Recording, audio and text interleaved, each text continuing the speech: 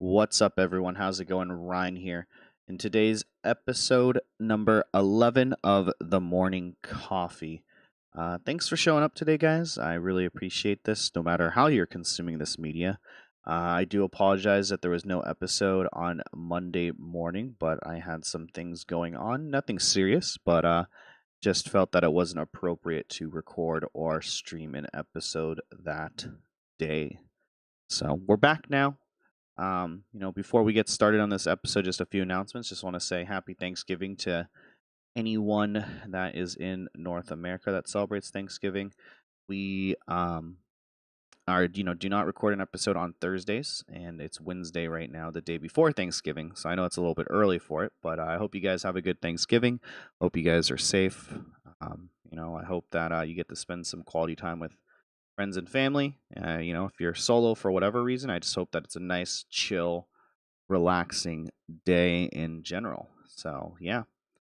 We will be recording an episode on Friday, so schedule will not be changed or deterred from that as well. And then basically last announcement before we really get into this episode, remember that we are on Spotify and iTunes for anyone who is returning to the podcast, or this might be your first time listening. If you guys want that information, you can go down to the show notes in the description below and get that information for the Spotify or iTunes.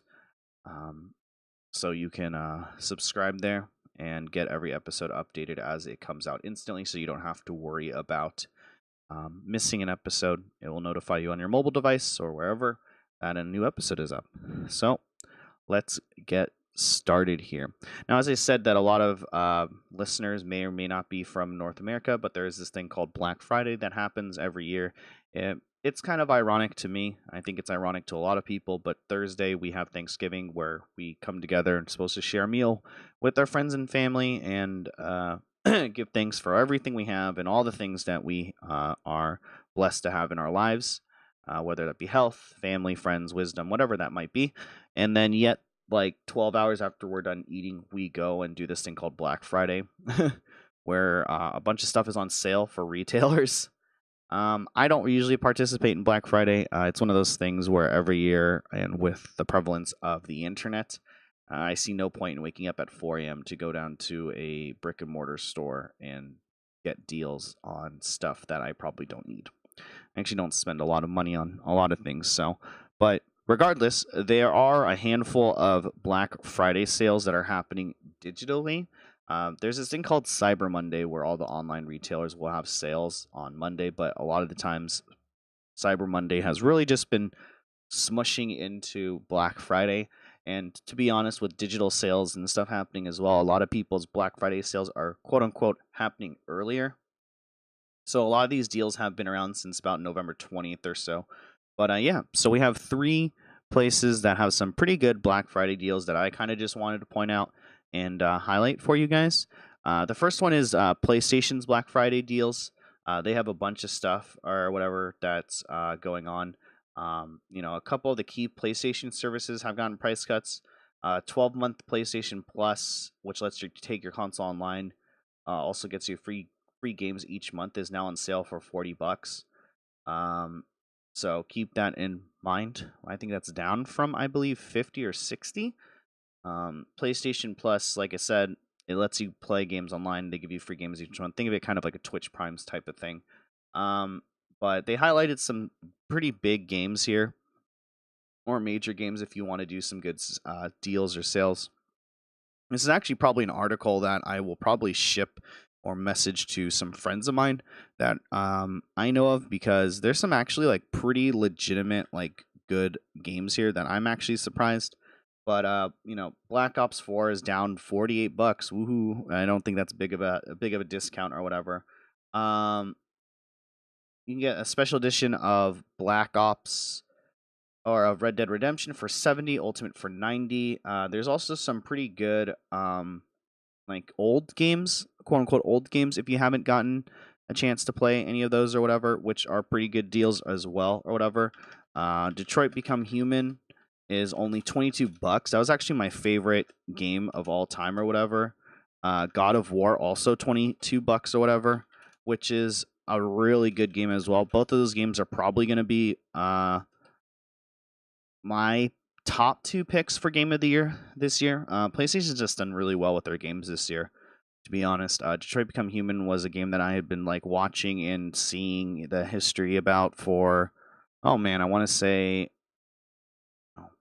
6 years maybe after Heavy Rain came out, maybe more than that.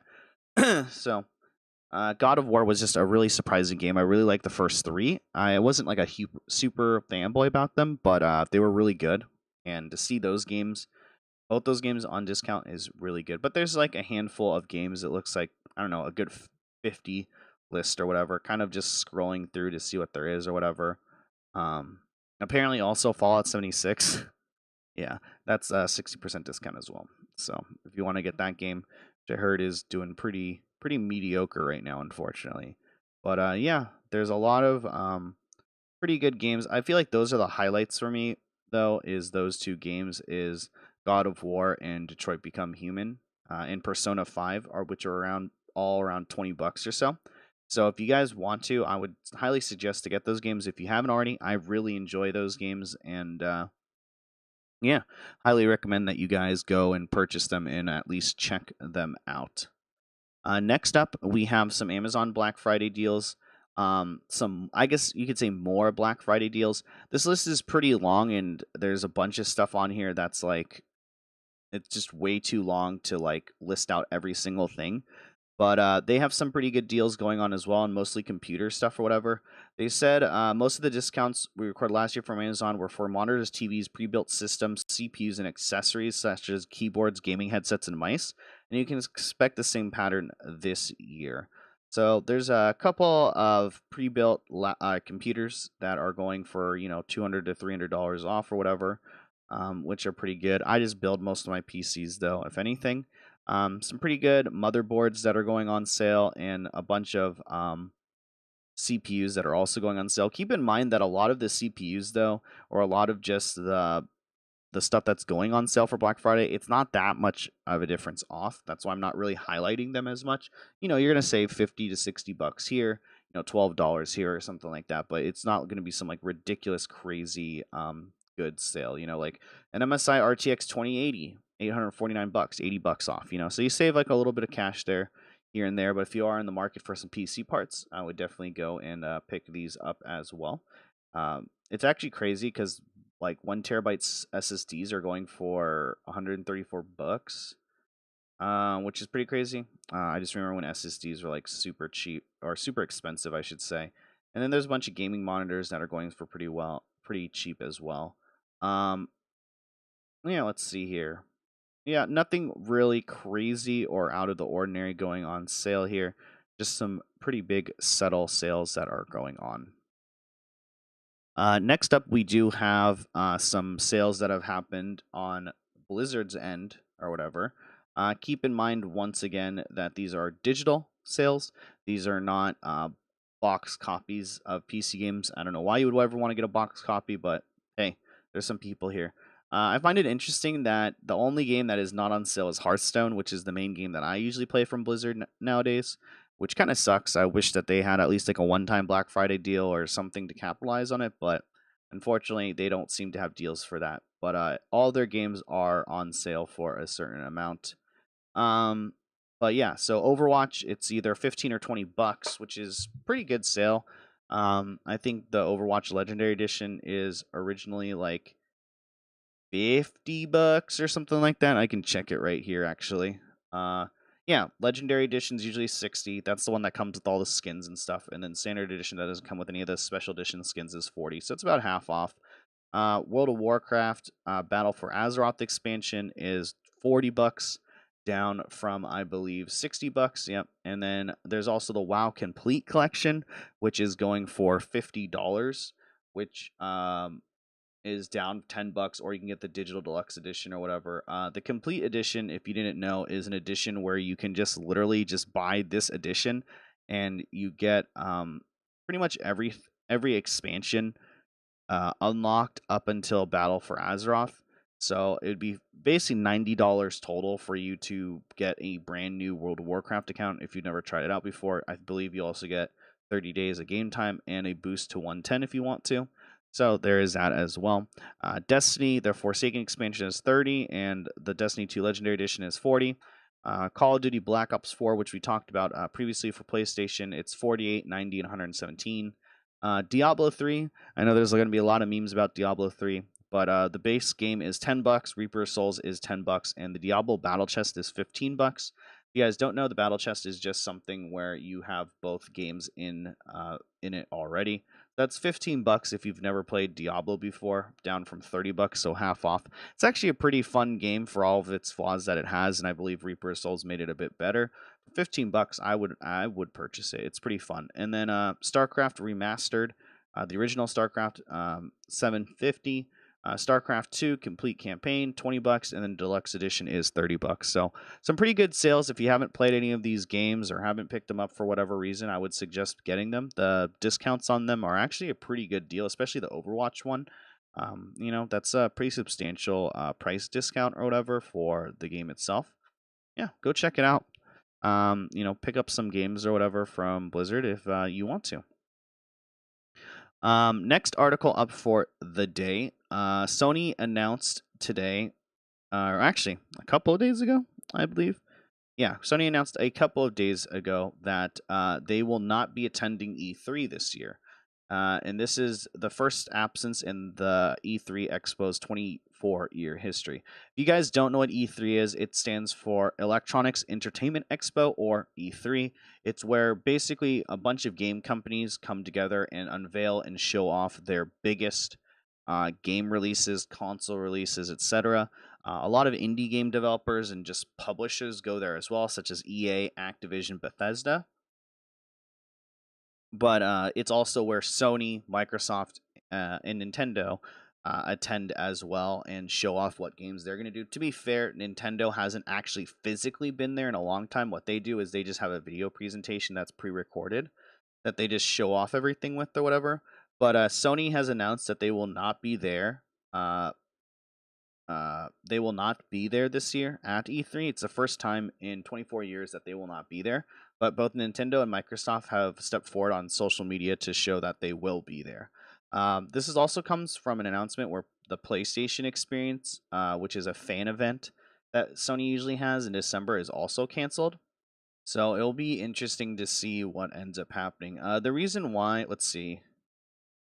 But it's actually interesting to see because if you guys didn't know, E3, so for the longest time, E3 was a press-only event or an industry-only event.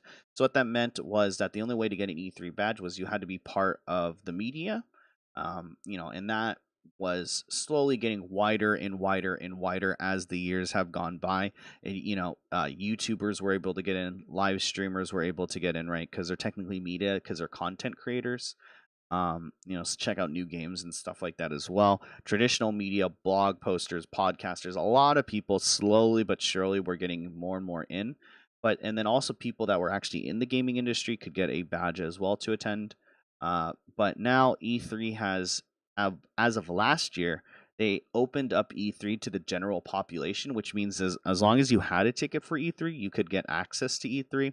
So it was one of those things that was like kind of a big deal because it was like the biggest E3 they've ever had, but because it's more of just a normal convention now, something almost akin to a PAX or something like that. But with bigger announcements and stuff because it is E3. But yeah, Sony will not be there. The rumor has it, and this is just rumor and speculation, that they're working on their next console and they wanted to take their time to work on it. That they don't really have a lot of stuff coming out. To be honest, like Sony announced a lot of stuff last E3, over the past year. So I'm not surprised that they're just gonna let their games ride out and let their games be a thing that sell well because they announced a ton of stuff. And I'm not surprised that they don't have very much stuff being announced for this year. And then already E3 2019 has had its dates posted to June 11th to June 13th of 2019, and it's once again at the Los Angeles Convention Center. E3 is one of those things I've never gone gone to and I've always wanted to go to. The problem with it is that it's always in the middle of the week. So it's Monday, or it's June 11th to 13th is Tuesday, Wednesday, Thursday in the middle of the week. So I've always wanted to go, but I've never been able to go because of that, precisely because of that reason. Really sucks, but yeah, hope everyone who is at E3 has a great time. And yeah, but you won't be seeing Sony there. Next up, we have a article from about Discord. Discord's version of early access now live includes a few video games. So if you guys didn't know, Discord is a free software. You can also find my Discord information down in the description below. But yeah, it is a free application that allows users to, akin to a TeamSpeak or something like that. It's definitely pulled some stuff from like Slack and stuff like that as well. But yeah, it's a free voice application, and for the longest time, people have been asking like, how is this company making money, or what are they doing to actually sustain money, except from investors, obviously. So one of the things that they announced a long time ago, and it never really caught on, was this thing called Discord Nitro. Where it was pretty much this thing where it was a subscription based thing that didn't give that many perks or whatever, but it made it so that you got some animated GIFs, you got a custom Discord tag, you could do higher quality videos if you shared your game screen.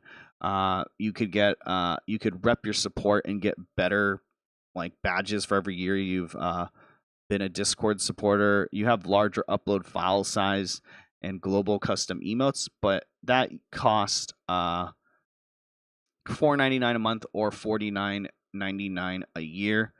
And that was just for those features. Well, a little bit ago, Discord announced that they will be having a library for themselves as well. So on top of all those features I just mentioned, you will also gain access to about $1,000 worth of games that they said, which also increases Nitro up from $4.99 to $9.99 a month. But yeah, so there is a Discord library, if you guys didn't know that, and a store as well. So what you can do is you can check out your library and just play any game that's in there, because it recognizes every game that's on your system. But then also there is a store for you guys to directly buy games or whatever that have reviews, ratings, etc., and you can buy those.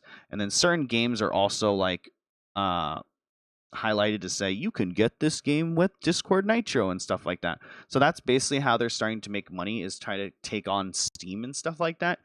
There is some interesting indie games on here that like will also be labeled first game on Discord or whatever, before it comes on Steam. I'm not really sure what the price cut is or how they're attracting viewers here. But yeah, there's a ton of games that are free with Nitro as well. Duck Game, Project High Rise, Kingsway, all this type of stuff. Amnesia. It's a bunch of games, to be honest, that I already own and that I don't really need a second or third copy of, right? Like I feel like one of the games is Limbo. I feel like I have 15 copies of that game. Like almost every platform. Like Twitch gives out a free copy. I have it on Steam. I have it on this. But yeah, a month after launching its own game store, Discord's version of early access has gone live with a impressive first game lineup. The first wave of Discord early access games include whimsical RPG KYN Seed, Park Assist, and a downhill bike game Descenders. The other two is Mad Machines, which is basically Rocket League with robots, and PT-inspired horror game Besiege. Yes, it's only 5 games, but I'm impressed with the quality Discord have put on the board.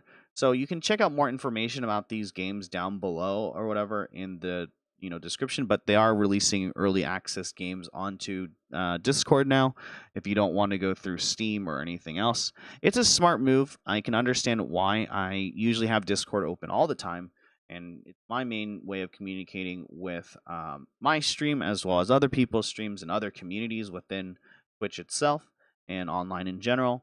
And I actually just recently, most of the people I know, coworkers and stuff, moved to Discord just to talk. So there's even like work Discords and stuff like that. And so I understand why Discord is doing this, because I'll have that open more often than I do, say, Steam. And so I don't know if I'll ever buy a game through Discord, though, but it is a pretty smart option for them to have, because I can see people who are like, yeah, I'm already using Discord already. It's already become like a central hub of my communication. Why not it be a place for video games as well? So yeah, go check those out, but some pretty cool games coming. Next up, we have more Fortnite news. as always. It seems like this podcast always touches on Fortnite. But the Winter Royale tournament is coming, and this is a tournament that kicks off on November 24th. So actually pretty close to today or whatever, 3 days from now, basically. But it is a $1 million tournament, and the tournament is open to everyone. So it will be hosted through Fortnite's in-game tournament system, which we've talked a little bit about on this podcast as well. The Winter Royale will consist of 2 different stages, the qualifiers and the finals, and will be a solo event, meaning every player will be competing on their own. Just like in previous in-game tournaments, the Winter Royale qualifiers will throw players into lobbies with other players competing in the tournament and grant points for things like high finishes and eliminations. The players who have the highest points at the end of the qualifiers will then have a chance to compete in the finals for a part of a $1 million prize pool. There's no word yet on how many players will compete in the finals, whether there will be just one lobby of 100 players for Europe and one lobby for North America, or if there will be several lobbies that will slowly get narrowed down. The Winter Royale is being used in part as a test run for Epic's upcoming Fortnite World Cup, which should start sometime next year. The World Cup will use the in-game tournament system and will likely feature a similar point system and structure and format to the Winter Royale. So keep that in mind. The Open Qualifiers will be held November 24th and 25th. The European Finals will be held on November 30th and December 1st, while North America will be from December 11th to December 12th. The Winter Royale will only be available in the 2 regions. However, Epic said it plans on creating other tournaments for other regions, both for the players to compete in and as a test of its tournament system in those regions as well. Yeah, Fortnite's really pushing it big, and like I said, next year they will be announcing a Fortnite World Cup that is going to be underway, kind of like the Overwatch World Cup, etc. So it'll be interesting to see what ends up happening. It's still really hard for me to justify Fortnite esports in general, but hey, hats off to them if they're able to do it. But yeah, check out that. I have some friends that are going to be playing in it. It's open qualifier. Why not? If you're pretty decent at Fortnite, go try it out. Last news article of the day. This was kind of something that came kind of out of nowhere, like super randomly this morning, but it's something that I just wanted to talk on and briefly touch upon earlier today. But TwitchCon is heading to Europe. TwitchCon Europe takes place in Berlin in April. So we kind of called this on this podcast and other podcasts as well. But TwitchCon is there will be another TwitchCon in 2019, and it will take place in Europe. In Berlin at the City Cube Center on April 13th and 14th. It says it will adopt components from its U.S. counterpart, which took place last month, and include panels with industry and community members, meet and greets with streamers, and an expo hall. There's not much that we can say or whatever about this, but I kind of called this with a lot of complaints happening where people are consistently going to California and stuff when they might be from EU or from Australia or somewhere bigger. We talked about this briefly where I believed that TwitchCon would eventually become a PAX East and PAX West type of thing. I'm not too surprised. So a lot of misconception is going on about this, but keep in mind that with this TwitchCon going to Europe or TwitchCon Europe, this is not the TwitchCon that is happening in 2019. There is going to be 2 TwitchCons. So there will be a TwitchCon Europe, and then there will be TwitchCon, which is just the one in California that's happening every year. So keep that in mind as well. It's kind of akin to a PAX, right? There's there's the main PAX in Seattle, PAX Prime, and then there's PAX West, PAX South, PAX East, etc., etc. And that ends up happening. So keep that in mind.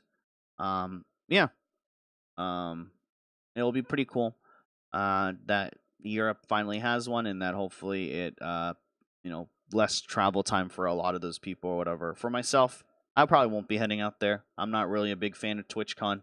I feel like if you really want to meet a streamer or something like that, go for it. It would be cool to go to Berlin just to go to Europe. I've never been to Europe before for the travel, but if I went, I probably wouldn't go around this time to during TwitchCon. I would probably just go if I wanted to. But yeah, not a big fan of TwitchCon and stuff like that. I just feel like it's one of those things where, it's if you're not a partnered streamer, basically the benefits kind of outweigh a lot of things. I just heard last year that there was like a lot of like not really much to do outside of the convention and stuff like that, and it was pretty boring at night, and there was no real events happening. So for me personally, I won't be going to TwitchCon Europe, but or probably main TwitchCon. But let me know if you guys are going to go to TwitchCon Europe. Seems pretty cool, regardless. But yeah, guys, that is it for this episode of the Morning Coffee. Thank you guys so much for hanging out with me as always. My name is Ryan. You can follow me on Twitch, Twitter, or Instagram at Ryan Kubo. That's RyanKubo, all lowercase, all one word. Or you can check out the VODs at youtube.com/Shigeos, SHIGEOS, Twitch TV. And lastly, just a reminder that if you guys want to check out audio versions of any of the episodes, past, present, or future, they are down in the episode description of the podcast. But yeah, guys, thank you so much again for tuning into this episode of the Morning Coffee. Have a great Thanksgiving for all my North American listeners, and I will see you guys bright and early for Monday's episode. Take care.